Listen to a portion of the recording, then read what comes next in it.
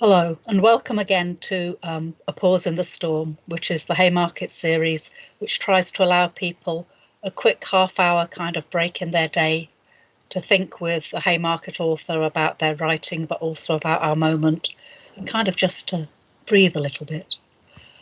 Today, I'm really overexcited again. I know every week time I say, oh, I'm so overexcited.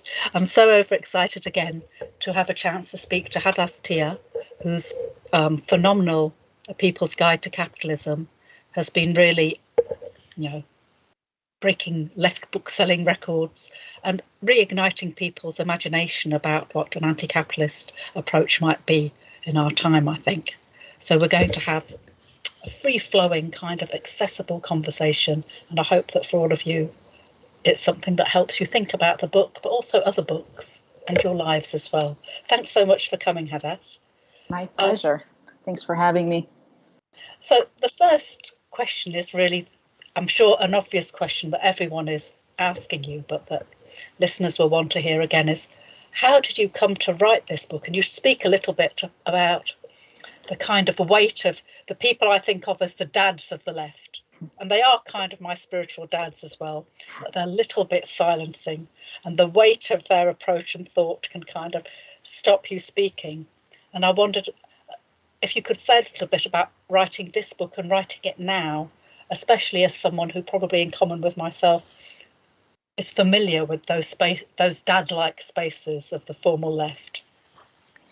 Yeah, absolutely. I mean, I think that played a big role in why I wrote the book. It played a big role as well in why I'm not a trained economist, but I became a socialist and an activist over 20 years ago. And I really set myself to try to understand the economy, precisely because, I'm stubborn, and I insisted that, I want to be able to understand this thing that seems so mystified and complicated, and that, is by and large a field that's dominated by men, including within the left and the Marxist left. So about 20 years ago, maybe a little bit longer, I can't remember, really forced myself to try to grapple with these issues and try to read Capital, and to try again and again until I understood it, to sit down with comrades and have study groups and grapple with these big issues, because I felt at the time, and I feel even more strongly about it now, that for us as a left to be able to understand the economy, for economic issues to be in the hands of regular people, and particular people that are trying to change the world, is really important. That we can't leave it up to the so-called experts, but that actually for a left to be strong, it has to know what it's up against, and that it has to understand the economic edifice of capitalism. So I started to really immerse myself in political economy, and as I did so, I started to give talks at conferences and socialist meetings and so on, and to try to make these ideas as accessible as possible, to kind of dust off the old jargon, and to make these ideas alive and accessible, and in particular to a broader audience. It's not just white educated men, but to everybody. And in a lot of those discussions, I found that it was that the audience was often dominated by men, and that the discussions were often dominated by men. So I felt all the more strongly that I wanted to keep speaking, to be to provide some kind of a model, of women who can speak and write about the economy, and to explain these issues. So that was a big impetus behind the book, and behind all the things that led up to the book. But also, the timing of things worked out in a way that I didn't anticipate, in part because it took so long to write the book. I started writing it almost 10 years ago, and it was coming out of, Occupy Wall Street and the Great Recession. And it took so long to write it that by the time I finished it, we were in the midst of an even more profound crisis of capitalism. And so it ended up landing right at a time when people most wanted to and needed to kind of grapple with questions of what is capitalism and what can we do about it. And that was really the next thing I wanted to really ask you about, because as you've said, that for all kinds of complicated reasons, it's really spoken to people. It has had, if you would have said to me 2 years ago that one of the books that you'll see in loads of bookstores and regular people want to pick up from Left Publishing is basically an introduction to Marxist economics, even though that's the subtitle, not the main title, I would have said, get away with you. That is not.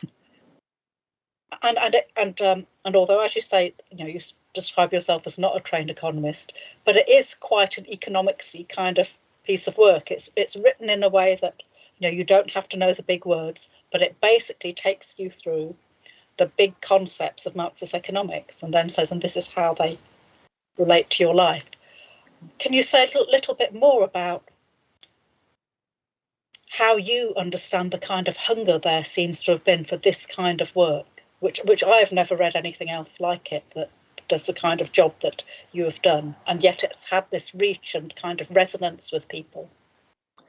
Yeah, I absolutely agree with you that if you had asked me a couple of years ago, I also would not have anticipated the popularity of a book about Marxist economics. And it really speaks to the times that we're living through. I think, like I said, when I first started writing it, we were at the cusp, I think, of a real sea change for the left internationally. But we were just at the beginning of it, at the beginning of the decade, coming out of the Great Recession, just unparalleled inequality. And then we had the Arab Spring and Occupy Wall Street, but in the years following that, while I was in the midst of writing the book, in the U.S., we had Bernie Sanders' campaign in 2016, the explosion of growth of an organization like Democratic Socialists of America, but more broadly, a revival of the socialist left. We had Black Lives Matter.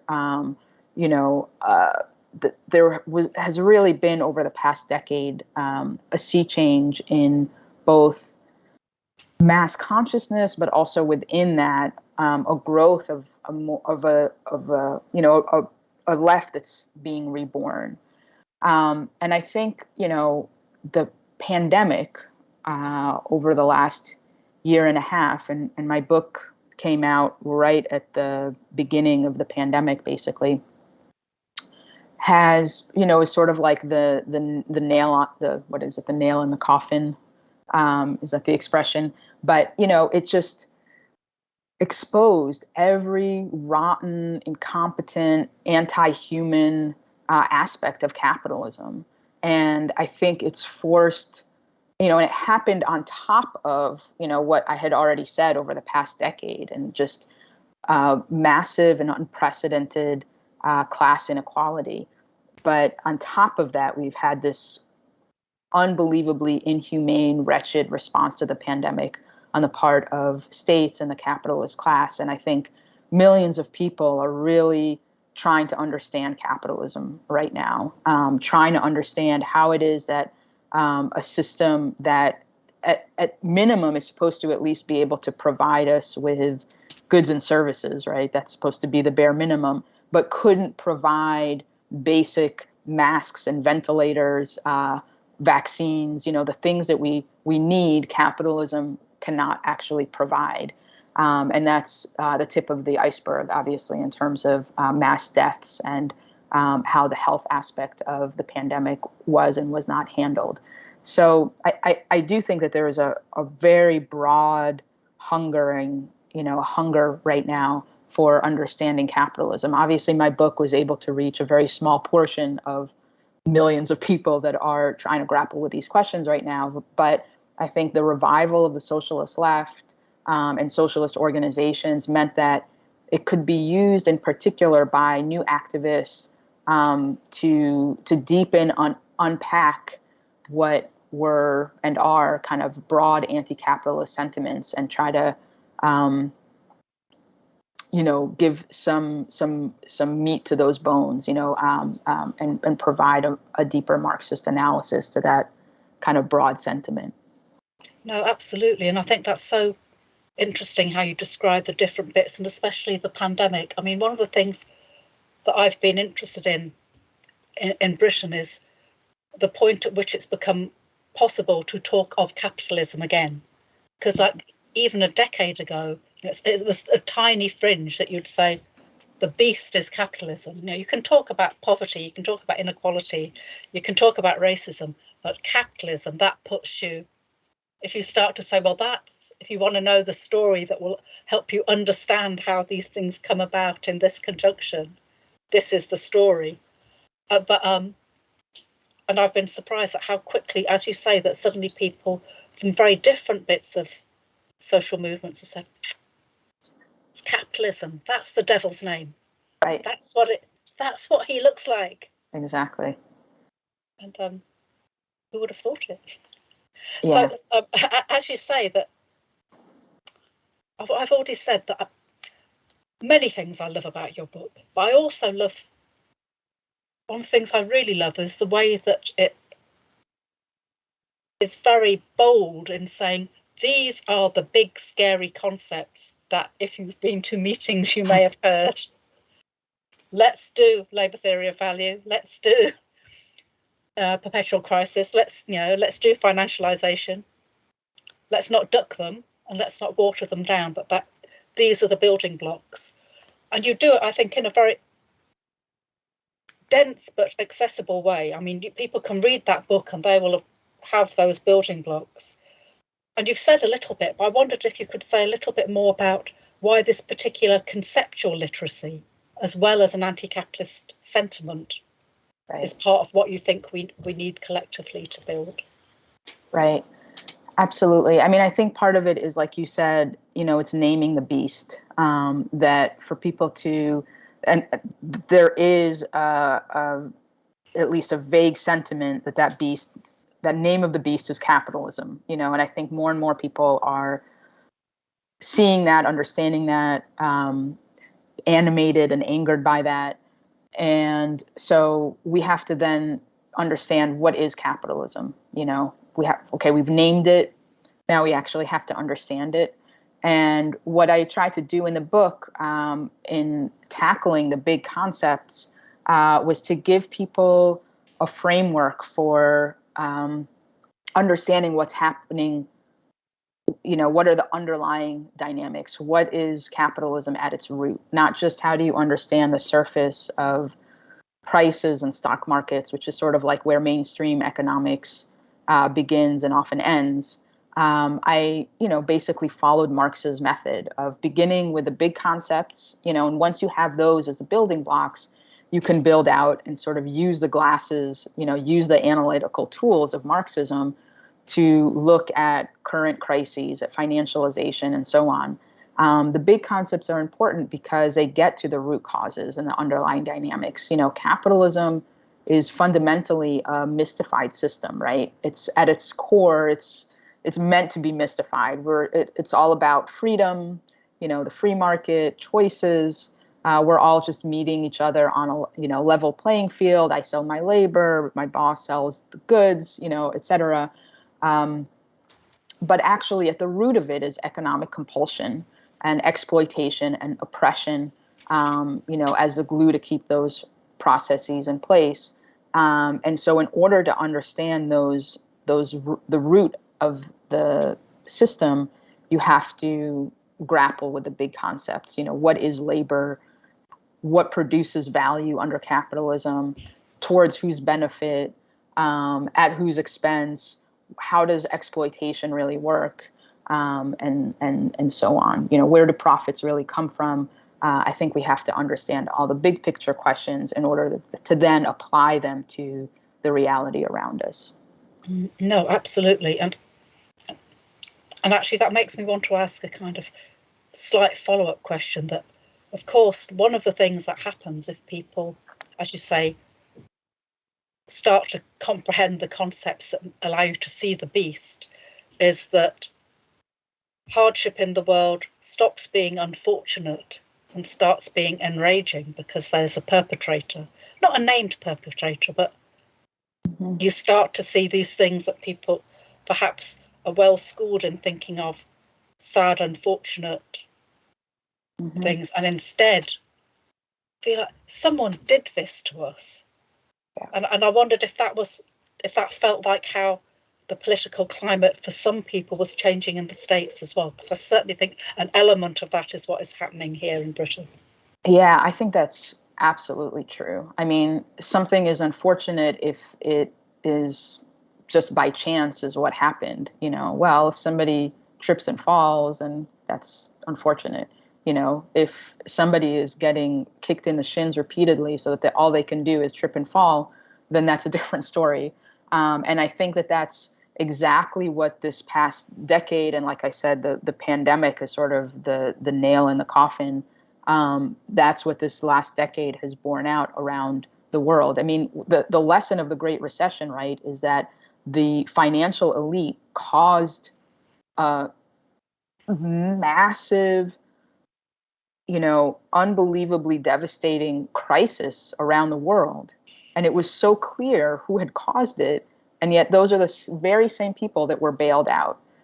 Meanwhile, all the people whose mortgages were foreclosed and that faced evictions and so on didn't get bailed out. That was the lesson of the Great Recession. And now we're seeing through this pandemic, right, billionaires have increased their wealth by an unbelievable, historic levels, while millions of people have been thrown into poverty. In the U.S., 1 out of 5 children were hungry last year. That there was just mass devastation, while some people made out like bandits. You had Jeff Bezos taking a joyride to the moon, while we still have a crisis of mass deaths and unemployment and so on, wrecking the planet. So I think that there is absolutely that sense, and I think that that's why people are looking for radical explanations, not just how can we make this a little better, but what's really at the root and how do we change the system fundamentally. No, absolutely, and I think that's an uncomfortable realization, isn't it? Because we're all so schooled to be charitable, to be sad and charitable, because look, humanity is suffering. It's a big shift to say to be angry and militant from being sad and charitable. Right. And Marxist education does that to you. So no more. You can still do praying, but praying is not going to be sufficient anymore. Right. One of the parts of the books I want to ask you a little bit about is that quite early on, after some of the 2 big conceptual chapters, you have a whole chapter which is about what is outside the abode of production. You use that phrase for Marx to really kind of expand this idea of what is beyond and alongside the productive economy, not only social reproduction, but you explicitly say state violence, ecological degradation. These are all of the other kinds of sufferings outside of the abode of production, and yet kind of connected, adjacent, not far away. So I'm losing my screen to see. And I think all over the world, certainly in Northern Europe and in the United States, some of those kinds of issues and sites have been some of the most fruitful for recent organising. We can, not only for you, but for us as well, and actually far beyond. It's not only about the Northern Hemisphere, that kind of street agitation, not only a policy kind of conference, but a street agitation about some of those issues. And I wondered if you might say a little bit more about how, when you're writing, you thought about how the left, the more formal kind of workerist left, might engage further with those spaces that are outside the stricter mode of production, or whether there's something in how you're thinking about the book that wanted to mark more explicitly the links between those kinds of struggles and struggles which are more strictly over the workplace or the economy. Sure. Yeah. I mean, I think that there is a caricature of Marxism and in some cases a rigid interpretation of Marxism by some sections of the left that understands class society as being what we see at our workplace, right? That exploitation, just like a rigid mechanical interpretation of, well, this is where exploitation takes place, therefore what matters is the class struggle at the workplace and so on. But of course, the working class isn't just the working class at work. Workers leave their homes in the morning. Hopefully they've been fed and rested and dressed. They go to work and they leave work through highly policed cities, right? They're indebted through a myriad of financial obligations. None of these things are separate in our lives, and none of these things are separate in the system of capitalism. You have bosses and lenders colluding in a way to keep us economically dominated. Capitalism isn't just something that operates between you and your boss when you're at work. It's a system that daily reproduces itself, and it reproduces itself in every realm of our lives, right? It certainly does so at work, where we generate profits for our bosses, and those profits are accumulated by the bosses so that they maintain a monopoly of capital and a monopoly of, the means of subsistence. I can't just decide I'm going to produce my own life necessities without having that kind of capital. So the fact that I reproduce profits and capital for my boss every day, that is part of how the system works. But it's also reproduced at home, in our units of families or other households, reproducing our ability to work at a very discounted price for capitalists, because we do it for free, mostly, free labor that largely falls upon women. Mothers, wives, grandmothers do a large share of the childcare and the housekeeping and so on that keeps us able to go back to work every day, and that raises the next generation of workers. But it's also, like you said, reproduced through state violence and the threat of state violence. We see how the police structures are there certainly to protect private property, but also, to protect the status quo and through racism in particular, to keep sections of the working class, to keep Black and brown people more desperate, more disempowered, more vulnerable, and to keep, the vast majority of people divided from each other. So that we have a situation where really a lack of solidarity within the working class has been, certainly in the U.S., but I know this is not U.S. specific, but the biggest roadblock to building a movement for substantive redistribution of wealth and resources, for better housing and education and healthcare. This lack of solidarity, through the scapegoating and state violence that's perpetuated against Black and brown people, has done a huge disservice and a devastating one to Black and brown people and to working class movements as well. So, I think we're seeing in the United States a sort of revival of working class militancy at work. And last year we saw the largest protest movement in history for racial justice.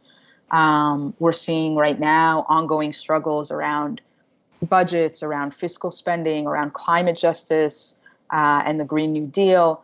And, these are things that are inextricably linked to each other. They're linked to questions of class power, and, exploitation, oppression, climate crisis this is a system that dominates the majority for the benefit of the few at any cost.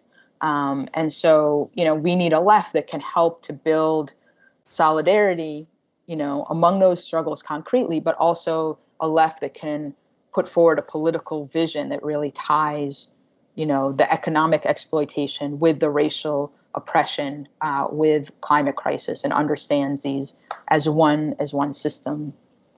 No, absolutely. And I think undoubtedly that, one of the reasons people are coming to your book is because it helps them have that conceptual roadmap to be able to make those connections, as you say, which is, the urgent questions of our time. I had a more kind of quizzical question, which just partly, someone to talk, who can I ask this to? In the section about class identities in your book, you do a kind of debunking of the myth of middle classness in the States, mm-hmm. and the fantasy of apparently of so much of the American population that they are middle class despite their economic circumstances and lack of wealth. And I was thinking how very differently those debates about class identity play out in Britain. You probably know that when the British public is surveyed, even quite affluent people say, no, I'm definitely working class. That there's a whole kind of unresolved battle on the left and beyond about what a class culture is, about working class culture and how that constitutes class identity. And I kind of wondered, firstly, why it was so important to include that chapter for a US audience, I guess was your first audience in your book, and how that might translate for a UK or other context, where people will just say, even middle class people say, no, I'm not middle class. People, I don't know if no reason why I should know, but for the people who are listening to this, during the terrible non-discussions about Brexit, one of the things that emerged from one of those kind of their key TV shows in which British politics is kind of staged as a Punch and Judy bust-up, and one of those bust-up shows, Question Time, had this whole thing about around Corbyn and about who might be taxed more in the aftermath of Brexit as well, in which people legitimately said, just because I earn more than £80,000 a year doesn't mean I should be taxed more because I'm still part of the working poor. I'm not affluent.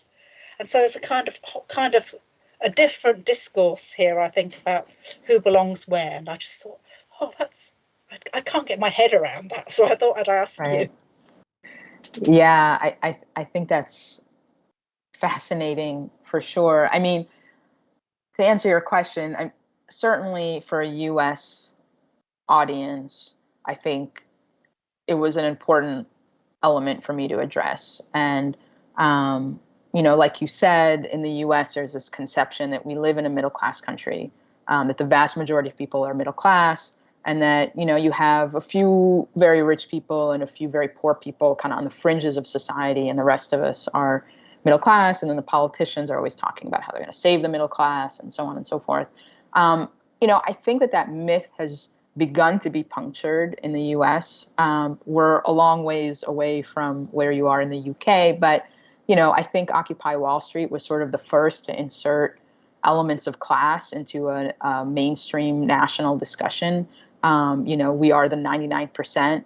It sort of addressed this record inequality and division of naming the enemy. This doesn't exist by a coincidence, but there is a 1% that's in charge. I think Bernie's presidential campaigns, he was the first mainstream politician in I don't know how long to talk about the working class, and how the working class has taken it on the chin, and how the working class has been suffering, and talking about the industries that have benefited and so on. And then I think also the pandemic, as a result of the pandemic, there has been a lot more discussion in mainstream discourse.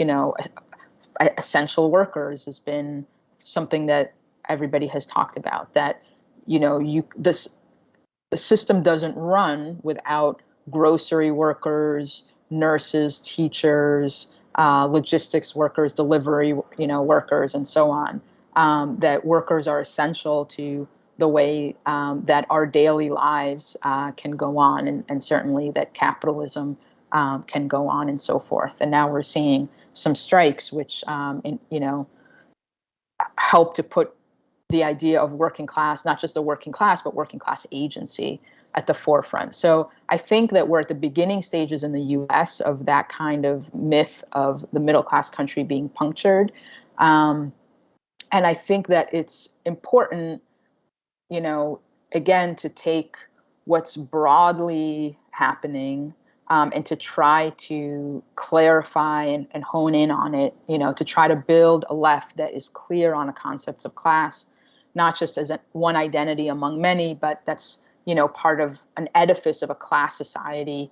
And so I think that's the sort of intervention that the book is trying to make, right, is to clarify that for people who are either already organized or are newly organizing or are curious about socialism and about organizing, to help to clarify these ideas and to convince the people that they're organizing with. I think in the UK, I don't know as much about the left and politics in the UK, but I think that the question of the power of the working class is certainly as important as ever, and that some of the disorientation and the crisis within the Labour Party, some of the disconnect that's happened between working class communities and working class movements from the self-identified left, that's part of a more global crisis of the left,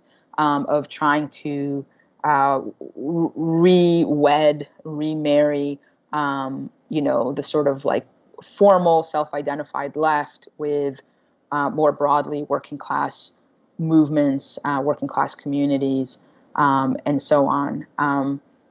Like I said, I don't know as much about the state of this discourse in the UK, but I think that clarifying these politics of it not just being about how much money you make, but it's a question of, sorry, I'll just let the siren go by, of figuring out where you stand in relation to production. What is your relationship to your job? What's your relation? Are you, the person who is coming in to work for a wage, it's clocking in and clocking out, it has little control over the day in between when you clock in and clock out? Or are you the person who's managing somebody else, or are you the person that's running your own, doctor's clinic? Those are very different positions to production, to labor, to the fruits of your labor. And that's ultimately what Marxism as an analytical tool helps us to understand.